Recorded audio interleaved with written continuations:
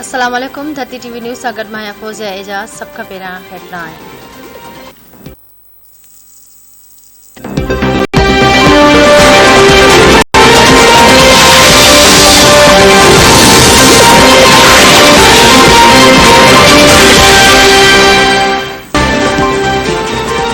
मुल्क खे अॻिते वठी वञण लाइ समूरनि स्टेक होल्डर्स सां ग्रैंड डायलॉग करणो पवंदो।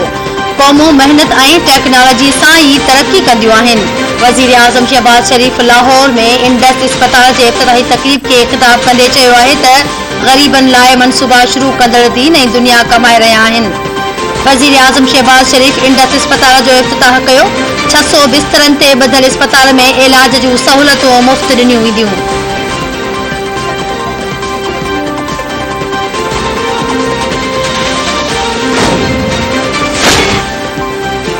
इमरान ख़ान खे इस्लामाबाद वापसी ते भली कार चऊं था। ज़मानत जो मुद्दो ख़त्म थियण ते इमरान ख़ान खे गिरफ़्तार कंदासीं। घरू मामलनि जे वफ़ाक़ी वज़ीर राणा सनावला चयो आहे त इमरान ख़ान खे क़ानून मूजिबि सिक्योरिटी ॾिनी पई वञे। इमरान ख़ान 2 दर्जन खां वधीक केसनि में नामज़द आहे। इमरान ख़िलाफ़ हंगामे ॾिफेड़ ऐं वफ़ाक़ ते हमले जा केस बि दाख़िल आहिनि।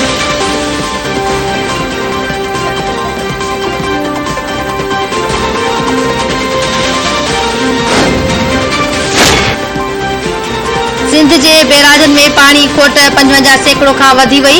गुड्डू बैराज में 71.7, सखर बैराज में 53.50.3 ऐं कोटड़ी बैराज में 50.65% पाणी खोट रिकॉर्ड।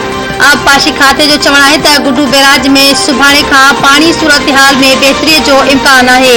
गुड्डू बैराज में सुभाणे खां ईंदड़ बहितरी बि कुझु ॾींहंनि लाइ हूंदी।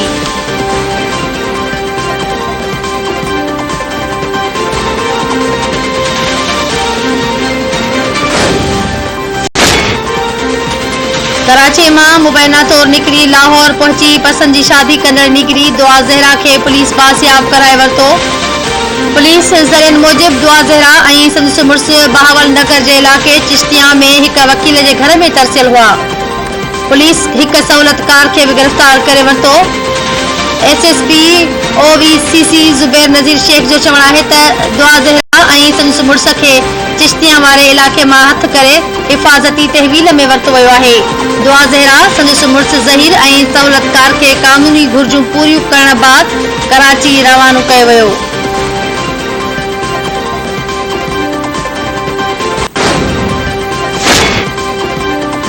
अॻूणे वज़ीर आज़म इमरान ख़ान अॼु इस्लामाबाद अचण जो फ़ैसिलो करे छॾियो। इमरान ख़ान PTI जी कोर कमेटी जो इजलास अॼु इस्लामाबाद में कोठाए वरितो। मुल्की सियासी सूरतहाल ते गौर ऐं सलाह मशवरा कया वेंदा। इजलास में ईंदड़ लांग मार्च ते बि गौर कयो वेंदो। बनीगाला में ख़ासि सिक्योरिटी मुक़ररु कई वई।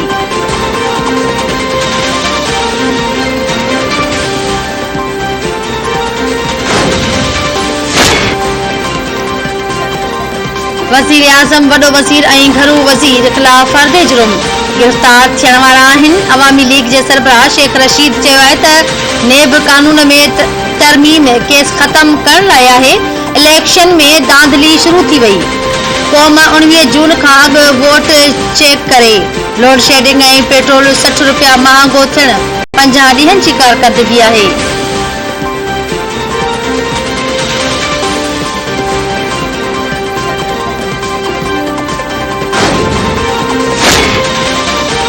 खैबर पख्तूनख्वा जे बेलन में 7 हंधनि ते बाहि भड़की उथी। शांगला में बाहि जबलनि ते ठहियल घरनि खे बि विकोड़े वई। बाहि सबबि औरत समेत 4 ॼणा फोत थी विया। ख़ुश्क मौसम सबबि बाहि जे फैलाव में तेज़ी अची वई। सवात, बेरीकोट, चारबाग, पठाणी जे भर पासे वारनि इलाइक़नि में लॻल बाहि खे विसाइण लाइ कोशिशूं जारी। बुनेर ऐं लोयर देर में बि ॿेलनि खे बाहि लॻी वई। मक़ामी माण्हुनि ऐं पाक फ़ौज जे जवाननि बाहि विसाइण में रुधल आहिनि।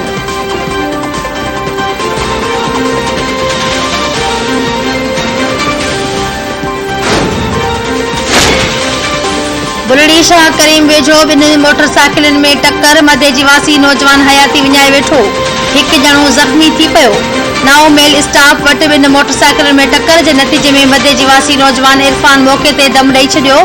ॻोठ फ़कीरपुर वासी शुकर खान ब्रोही सख्त जख्मी थी पियो।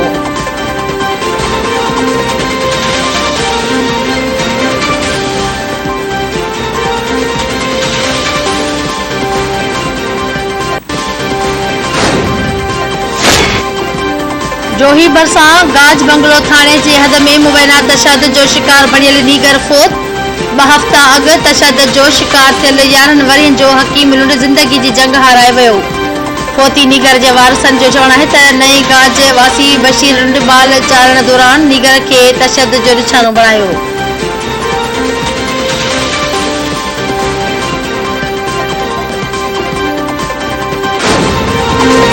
शेख रहीम बख्श हजूर बख्श जो पुट गोट गुलाम कादिर से लग मेहरबानी करे मुझे अर्जा अब्बा सही मुझे दिया जी के अर्जा शेख अमजद शेख के एसबी के अर्जा मुझे मेहरबानी करे मुझे जान बचाओ डालो कुर्बा गुरंदा धाड़ेल सही मुझे कोई में मारन ता प्यान अल्लाह मेहरबानी के सही।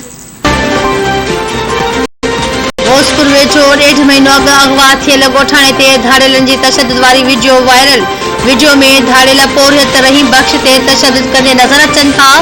धाड़ेलनि मुगवी पोरियत जे वारसनि खां 10 लख रुपया भुंग तलब करे वरितो।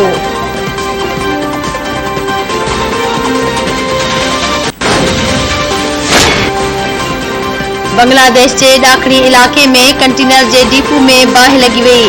धमाको 34 ॼणा मारिजी विया समेत जख्मी। ख़बरूं ज़रियनि मूजिब BM कंटेनर डिपो में बाहि दौरान धमाको थियो। बाहि लॻण जो कारण मालूम नाहे थी सघियो।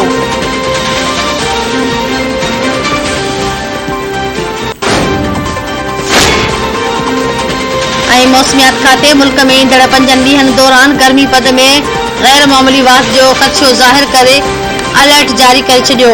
गर्मी जी लहर खां पोइ बरसातुनि जो सिलसिलो मुल्क में दाख़िल थियण जो इम्कान। मौसमियात खाते चयो आहे त शहरी हीट स्ट्रोक खां बचण लाइ एहतियाती तदबीरुनि ते अमल कनि।